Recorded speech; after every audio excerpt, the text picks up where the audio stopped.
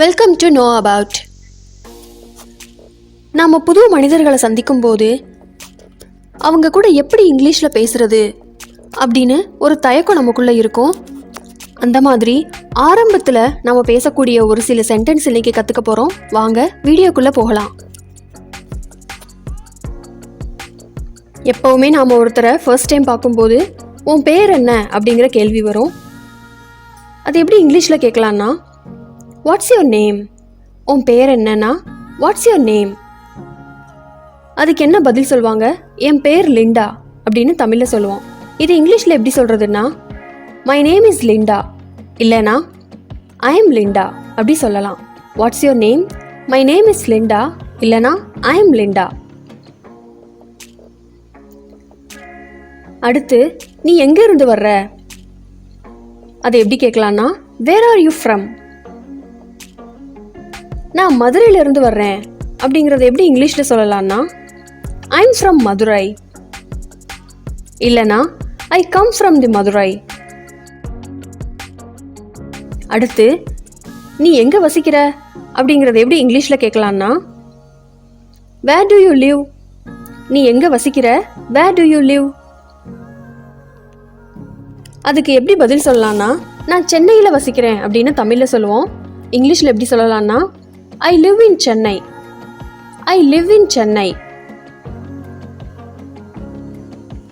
அடுத்து, உனக்கு எத்தனை வயசு அப்படின்னு இங்கிலீஷில் எப்படி கேட்கலான்னா, ஹவ் ஓல்ட் ஆர் யூ?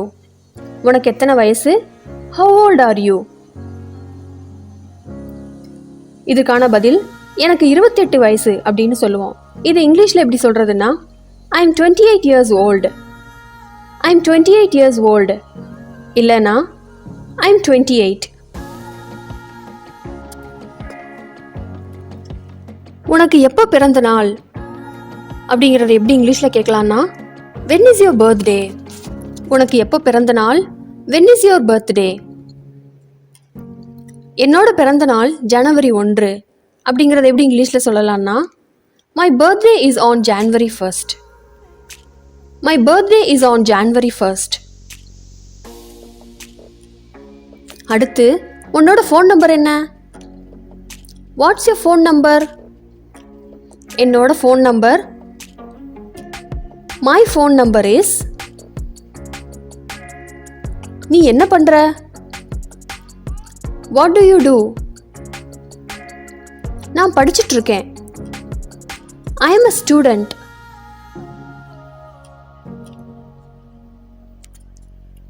உங்களோட திருமண நிலை என்ன அப்படின்னு கேட்குறதுக்கு, வாட்ஸ் யுவர் மேரிட்டல் ஸ்டேட்டஸ்? உங்களோட திருமண நிலை என்ன? What's your marital status? நான் திருமணம் ஆனவன் இல்லைனா தனி ஆள்னு சொல்லுவோம். இது எப்படி இங்கிலீஷில் சொல்கிறதுனா, ஐ எம் மேரீடு இல்லைனா ஐ எம் சிங்கிள்.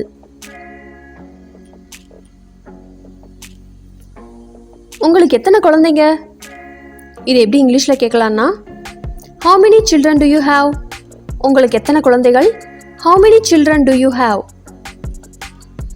எனக்கு 2 குழந்தைகள் இல்லைனா எனக்கு குழந்தைகள் இல்லை அப்படிங்கிறத எப்படி இங்கிலீஷில் சொல்லலான்னா, I have 2 children இல்லைனா I don't have any children.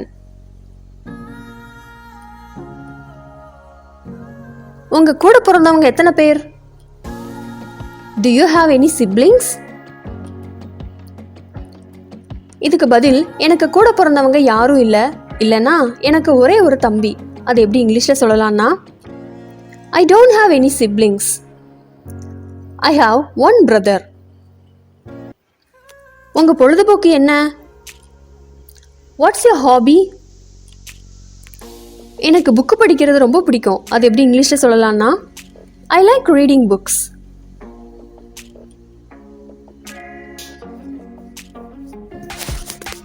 இந்த வீடியோ உங்களுக்கு பிடிச்சிருந்துச்சுன்னா லைக் பண்ணுங்கள், ஷேர் பண்ணுங்கள், சப்ஸ்கிரைப் பண்ணுங்கள். தேங்க்ஸ் ஃபார் வாட்சிங்.